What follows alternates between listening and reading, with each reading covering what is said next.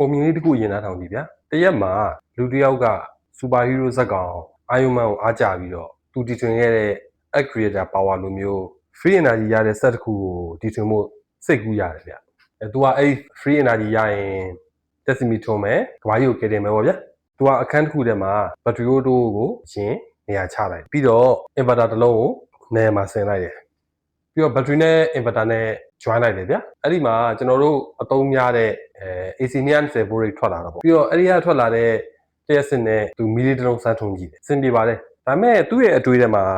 ဒီလောက်နဲ့ပြီးတာမဟုတ်သေးဘူးလေသူက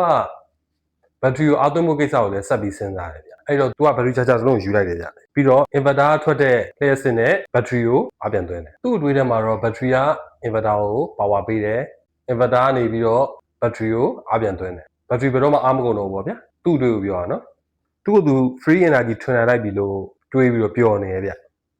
သူဒီလိုနဲ့အားမကုန်တဲ့ဘက်ထရီသုံးရမယ့်စနစ်ကိုရှာတွေ့ပြီးတဲ့နောက်တော့ကမ္ဘာလောင်စာစီဈေးကွက်ကြီးတစ်ခုလုံးရဲ့ stock share တွေကထိုးကျသွားသူ့ကိုလည်းကမ္ဘာကြီးကိုကယ်တင်သူတယောက်အဖြစ်လူသိများလာကမ္ဘာအင်အားကြီးနိုင်ငံတော်တော်များများကသူနဲ့အလုပ်တွဲလုပ်ဖို့ကိုစိတ်ဝင်စားလာပြီးတော့ဆက်သွယ်မှုတွေလုပ်လာကြတယ်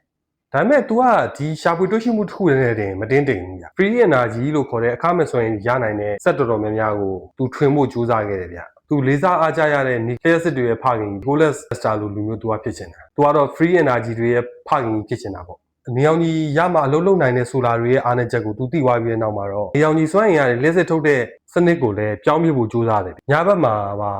ဆိုလာနေပြီးတော့လက်စစ်ထုတ်နိုင်ဖို့ तू idea ရခဲ့တယ်ဗျသူ့ idea ကတော့လူတော်တော်များများတွေးမိကြမှာမဟုတ်ပါဘူးဆိုလာပြားတွေကိုညဘက်ကျရင်အလင်းအားကောင်းတဲ့လျှက်စစ်မီးတွေနဲ့ထိုးရပေးဖို့ဆိုတဲ့ idea ဗျသူစူးစမ်းပြီးတော့ဆိုလာစနစ်ကြီးတစ်ခုလုံးကိုပြုပြင်မှုလုပ်နေတဲ့အချိန်မှာသူ့စီကိုဖုန်းနံပါတ်အစိမ်းတစ်လုံးရုပ်ဝင်လာတယ်ဗျသူထင်လိုက်တာကတော့သူ့ရဲ့ထူးခြားပြောင်မြောက်လာတဲ့ရှာဖွေတွေ့ရှိမှုတွေကြောင့်နော်ဝေနိုင်ငံမှာရှိတဲ့ Nobel ဆုပေးတဲ့အဖွဲ့ကကမ္ဘာလုံးဆိုင်ရာသိပ္ပံထူးချွန်ဆုပေးဖို့ဆက်သွယ်တယ်လို့သူကထင်လိုက်တယ်ဗျဒါပေမဲ့တကယ်တမ်းဆက်လာတာကြတော့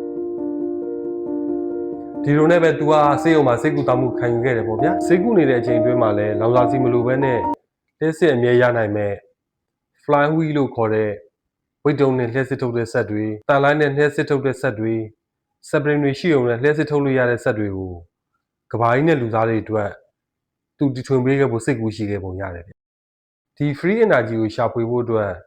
तू စေးရုံကနေထွက်သွားဖို့လိုတဲ့အကြောင်းစေးရုံမှာတာဝန်ရှိတဲ့သူတွေကိုရှင်းပြတဲ့အခါမှာတော့သူ့ကိုစေးအောင်အတွင်းမှာပဲ